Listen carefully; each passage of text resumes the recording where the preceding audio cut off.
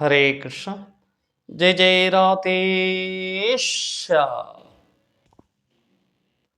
இந்த கலியுகத்தில் நம்ம எல்லாருமே தோஷத்தினால பாதிக்கப்பட்டு எப்போ பார்த்தாலும் குழப்பத்தில் புலம்பின்றே இருக்கிறோம். எனக்கு பிரச்சனை பிரச்சனை பிரச்சனை, எப்போ பார்த்தாலும் எனக்கு இந்த பிரச்சனை, எங்கிருந்து தான் இந்த பிரச்சனை அப்படின்ட்டு பார்க்கும்போது சாஸ்திரம் அழகாக சொல்லுது, நமக்கெல்லாம் இந்த பிரச்சனைக்கு காரணம் 6 விஷயங்கள் அப்படின்னு சொல்லுது. அப்போ இந்த பிரச்சனைக்கெல்லாம் ஒரு தீர்வு இருக்குது. அந்த ஒரு தீர்வை நம்ம கண்டுபிடிச்சிட்டோன்னா பிரச்சனையே இல்லாமல் ஆயிடும். அப்போ இந்த பிரச்சனை முதல்ல எங்கிருந்து வருது அப்படின்னு நம்ம பார்க்கணும். அப்போ இந்த பிரச்சனை எங்கிருந்து வருதுன்னு பார்த்தாச்சுன்னா, நம்மக்கிட்ட இருக்கக்கூடிய 6 குணங்கள்னால தான் இந்த பிரச்சனையே வருது. என்னன்னு பார்ப்போம். 1 புலனுகர்ச்சி, 2 பொறாமை, 3 பேராசை, 4 கர்வம், 5 மனக்குழப்பம், 6 கோபம். இந்த 6 விஷயத்துல இருந்து தான் நமக்கு பிரச்சனையே உருவெடுக்குது. அப்போ இதை எப்படி நிப்பாட்டுறது அப்படின்னா, ஸ்ரீமத் பாகவதம் அழகா சொல்லி கொடுக்குது.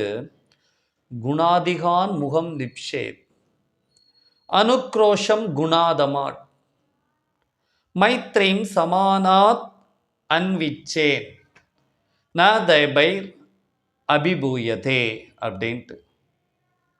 என்ன அப்படின்னு பார்த்தா,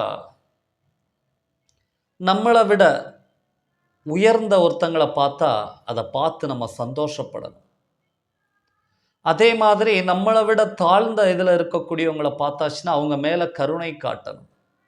நமக்கு சமமாக இருக்கக்கூடியவங்களை பார்த்தா அன்பு பாராட்டணும், சகோதரத்துவம் பாராட்டணும். ஆனால் இதை நம்ம அப்படியே ஆப்போசிட்டாக பண்ணுவோம். என்ன அப்படின்னு பார்த்தா, நம்மளை விட உயர்வானவங்களை பார்த்தாச்சுன்னா பொறாமைப்படுவோம். நமக்கு சமமானவங்களை பார்த்தாச்சுன்னா அவங்க கூட போட்டி போடுவோம். நம்மளை விட தாழ்ந்தவங்களை பார்த்தாச்சுன்னா அவங்கள ஏளனம் பண்ணுவோம். இதனால தான் பிரச்சனையே. அப்போ இந்த பிரச்சனைகளுக்கெல்லாம் ஒரே தீர்வு கிருஷ்ண உணர்வை நம் வாழ்வில் கடைபிடிப்பது தான்.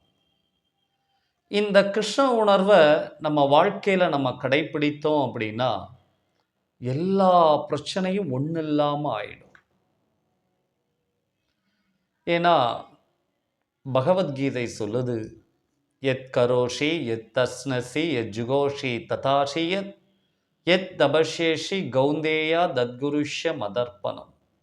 குந்தியின் மகனே, எதையெல்லாம் செய்கின்றாயோ, எதையெல்லாம் உண்கின்றாயோ, எதையெல்லாம் கொடுக்கின்றாயோ, எந்த தான தவங்களையெல்லாம் செய்கின்றாயோ, இவை எல்லாவற்றையும் எனக்கே நிவேதனமாக செய்து விடுவாய் அப்படிங்கிறாங்க பகவான் கிருஷ்ணன்.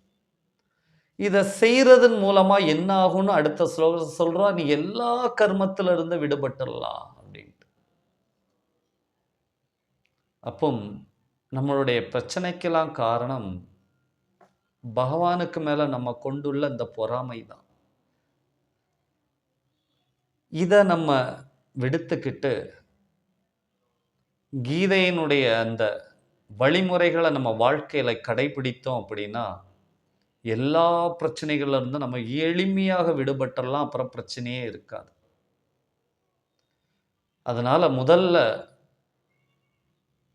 ஒரே வழி என்னன்னா, பகவானுடைய நாமத்தை ஜபம் பண்றது. ஹரே கிருஷ்ணா ஹரே கிருஷ்ணா கிருஷ்ணா கிருஷ்ணா ஹரே ஹரே, ஹரே ராமா ராம ராமா ஹரே ஹரே. பகவான் நாமத்தை இப்படி தினமும் 108 முறை சொல்றதுனால நீங்க மிகப்பெரிய உன்னதமான இழந்து போன கிருஷ்ணருக்கும் நமக்கும் உள்ள அந்த தொடர்பை புதுப்பிக்கும் போது நம்ம சொன்ன விஷயங்கள் எல்லாம் சாத்தியமாகும். மீண்டும் அடுத்த வகுப்பில் சந்திக்கலாம். ஹரே கிருஷ்ணா.